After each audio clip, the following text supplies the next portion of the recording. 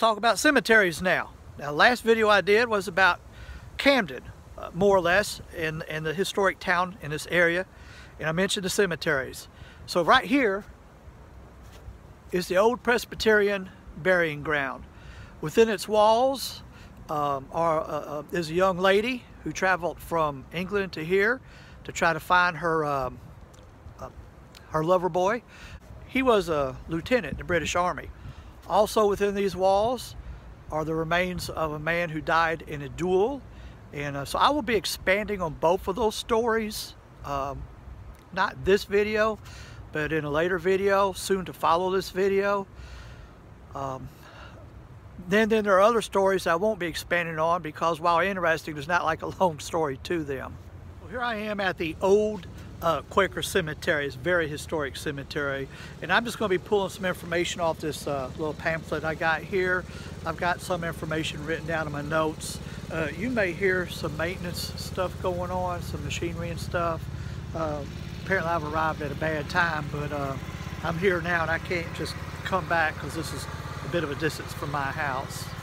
So originally, a Quaker by the name of Sam Wiley in 1759 conveyed 4 acres of land for a period of 999 years for a rental of 1 peppercorn per year to the Quakers for their house of worship and burying ground. There are several Quakers buried here, and earlier Quakers didn't believe in marking their graves at all.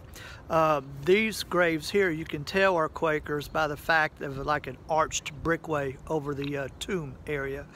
Still no headstones, still no idea who is who or nothing like that. And I will show that before the video ends. Now this video is mainly going to be a brief about, well, I've already done most about the cemetery, but a brief of the people that are in here, and then I will expand on those people in a later video. Move my position in the hopes that the wind would not mess up the sound or blow over the camera, as almost just happened. And I got a list here that I'm going to read to you of the, not names, but of some of the people that I hope to cover. If I can find their tombstones, then I will briefly go over some of these. On others, I will expand on. Agnes of Glasgow is buried at the cemetery up the road I just showed you. There's a gentleman here who was killed in a duel. Actually, that's up the road also. And then we have a gentleman who joined the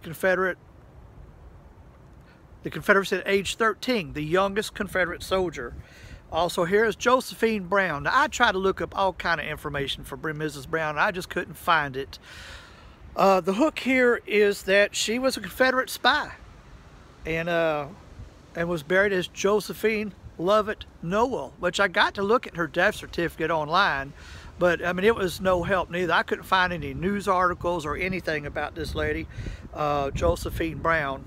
So it might not be much of a story to tell there other than what I just told. Then there's also a Colonel William Shannon buried here who also died in a duel. Now his duel was historic in that it was one of the last duels in the United States, and his particular duel, which I think was in the 1880s, led to just an outlaw of duels. There had been a lot of states that had been making rules against it, but his duel led to it just being totally outlawed.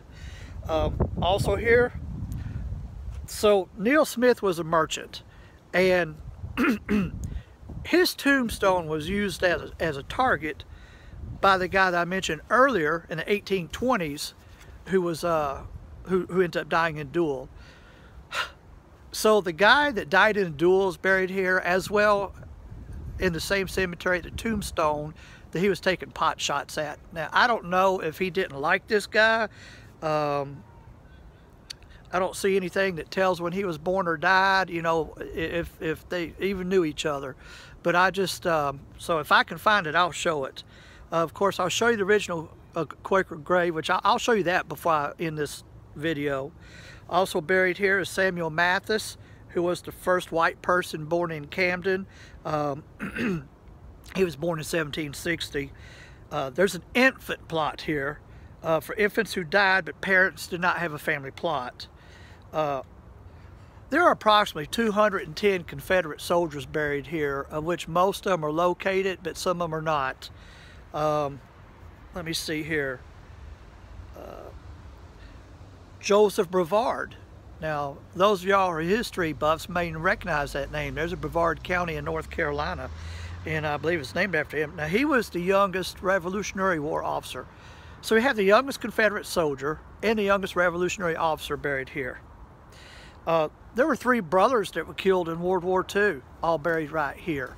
And I've tried to find actual news stories on them. I would think that would have made headlines. And I'm sure I'm just, you know, I don't have all the sources available to me, nor do I have time to go to all the sources. But if I can find more on them, I will. And I will expand a little bit on that story if I can find their graves. Let me see here. Also, Dr. George Rogers Clark Todd is buried here. Now, he was a doctor in the Confederate Army. Also the brother-in-law of Abraham Lincoln. How about that for a family split? So, these jokers are hard to find. This is the burial spot of one of the Quakers I was telling you about. Again, remember, they didn't believe in marking their spots, and then they finally decided, okay, it's okay to mark it, but there are no headstones, tombstones, no indication of who was there, when they were, you know, born or died. It's just very simple. And be honest with you, I haven't done a thorough search. That's the only one I could find. Now, it very well could be that although it was allowed, most of them still didn't believe in doing it. And there may be more. I mean, this cemetery in this area is kind of crowded, and there might be things I'm just not seeing, but that's one of them right there.